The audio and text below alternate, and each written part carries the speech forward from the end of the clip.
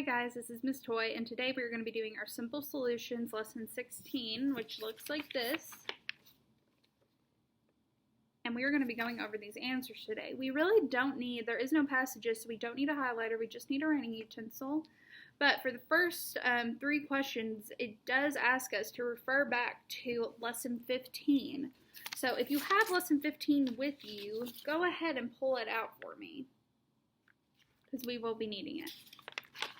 So it says, reread the description in Lesson 15 on how Hernan Cortez conquered the Aztecs. Then list the letter of each event in the proper order on the timeline. The first one has been done for you. So they've already put A as the first one. So the first is Cortez requested a meeting with the Aztec king Montezuma, and he was welcomed peacefully into the capital city.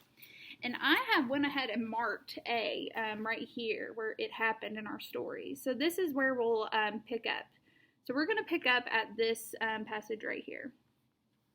Eventually, Cortez imprisoned Montezuma in his own palace and removed images of Aztec gods from the temples. When the Spaniards massacred unarmed Aztecs during a religious festival, the surviving Aztecs revolted against them.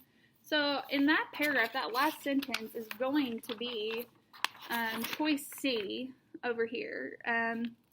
The Spaniards massacred unarmed Aztecs during a religious festival. So that happened right after A happened. So we're going to put C in this second bubble here.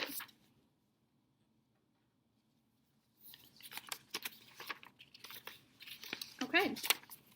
So since we already know where C is, let's go ahead and read this last sentence right here, and we'll figure out where the other ones are. Although the Aztecs were successful in driving the Spaniards out of the capital, the victory was not long-lasting. Cortez made new alliances with other native groups. They successfully cut off temples to the capital. As had happened with the Maya, the Aztecs' contact with the Spanish resulted in a smallpox epidemic that killed many Aztecs. So, that is our choice for E on Lesson 16. A smallpox epidemic killed many Aztecs. So that E is going to be happening right after C. So we'll put E in this bubble right here. So, let's continue where E was, right here.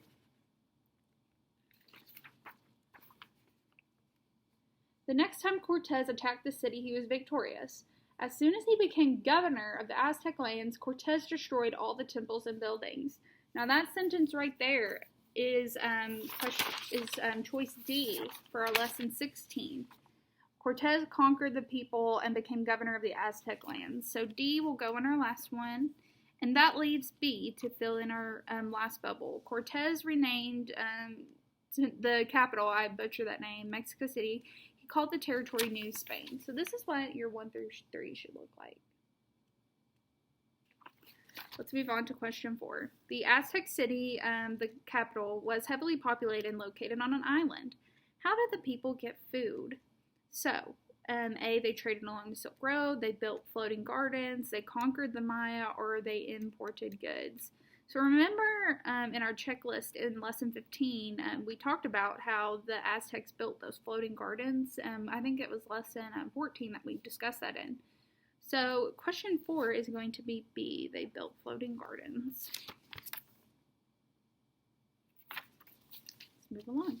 Question 5. Which of these are possible causes for the decline of the Mayan Empire? A. The Maya used slash and burn methods to prepare their soil for planting, and this may have decreased the production of corn. B. The severe drought may have decreased the amount of corn that farmers could grow. C. Warfare and competition may have weakened the great Mayan cities. And D. All of these are possible explanations for the decline of the Maya. Now, remember back, let's see here, I think it was Lesson 13. Yes, Lesson 13, we talked about the Maya. And all of those things, slash and burn, the drought, and conquering and such of those countries led to the decline. So, our answer for 5 would be D. All of these are possible explanations for the decline of the Maya. Now, let's move on to 6 and 8. Find a world map in the help pages. Write the name of each continent next to the letter it matches on the map. One way to remember the names of the 7 continents is by remembering this mnemonic: eat an apple as a nighttime snack.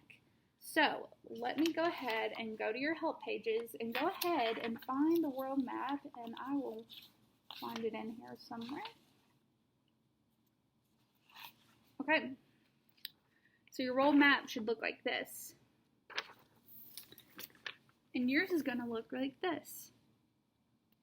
Now I'm going to hold up this right here for us, and I'll be looking at this for the letter that we'll be matching it to.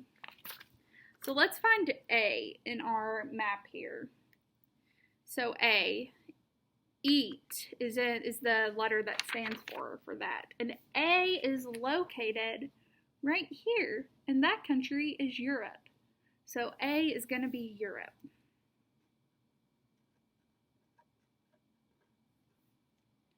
Okay, B. There's another A. We have eat for Europe and then and. So let's find B on our map. So B is located at the bottom, and that is going to be located in Antarctica. So B will be Antarctica for that continent.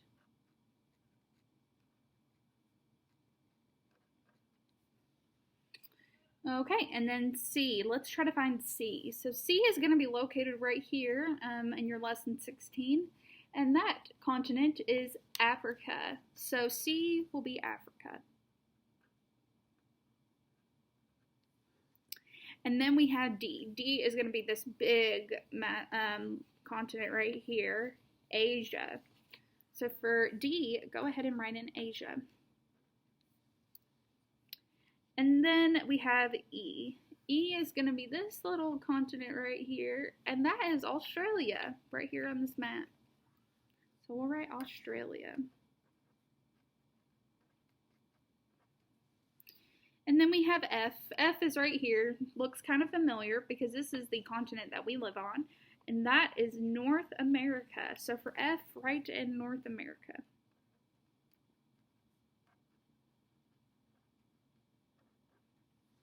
And then G, the last one we have here. And this is South America. It's easy because it's connected to North, North America, South America.